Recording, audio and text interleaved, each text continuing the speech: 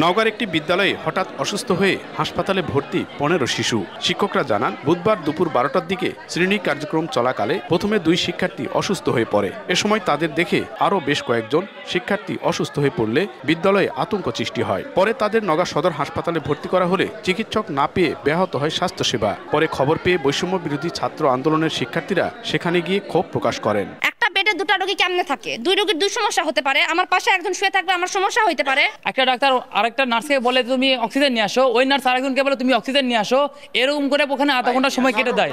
Oxygen পর্যাপ্ত পরিমাণ থাকার পরেও আমরা এখানে ওয়ার্ডে আসে সময় মতো আমরা অক্সিজেন পাচ্ছি না। স্কুলের সামনে দোকান থেকে খাবার কিনে খাওয়ার পর এসব শিশু অসুস্থ হওয়ার কথা বলা হলেও প্রাথমিক আলামতে গৌণ মনস্তাত্ত্বিক রোগে আক্রান্ত হওয়ার কথা বলছেন চিকিৎসকরা। তবে সবাই শঙ্কামুক্ত রয়েছে বলে জানান তারা।